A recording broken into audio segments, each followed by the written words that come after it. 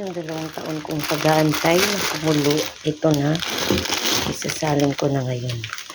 Yan, nagkikrave ako ng pancit canton ngayon for today's video. Yan, buti meron pa doon.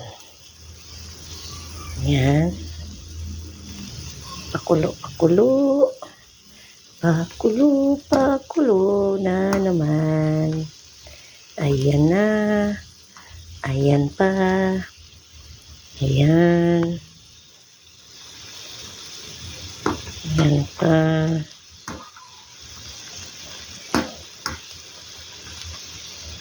Ganito lang pagluto ng pancit canton, guys. Ayan. Papakuluan mo lang. Tapos pag nakita mo ng medyo ano na yung noodles. Ayan. Ilaw pa to. Ayan. After 3 years, pwede na siyang hanguin, guys, kasi malambot na. Ayan. Tararan, taran! Ayan.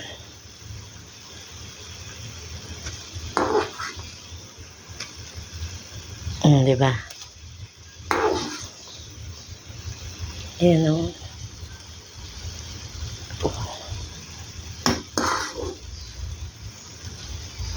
Gusto ko kasi sa pancit canton, mga katsaka, yung may parang may basa-basa ayaw kong tuyo. Kaya nilalagyan ko ng konting pinakuluan nito.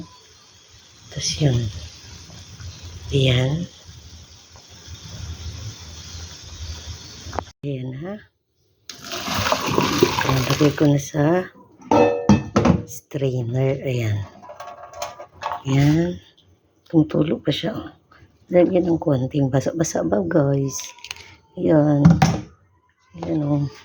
Oh. Tapos, dito yung kanyang seasoning. Ayan. Ihalo ko na siya ngayon. Pak. Ayan pa. Uy, baka naman. Laki may pancit canton. Ayan. Oh. Taran. After 1,000 years na to, guys. Kasi gutom na ako. Tagal maluto. Ito na, this is it. Pancit. Ayan o.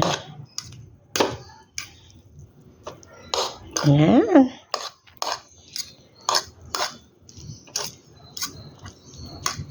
Ito na. Ang sarap nito.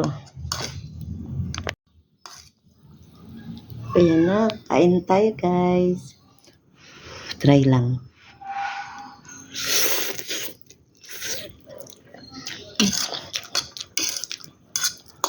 Ang init.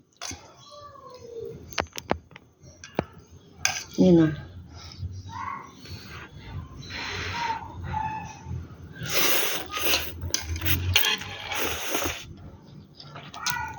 Bye. Thank you for watching.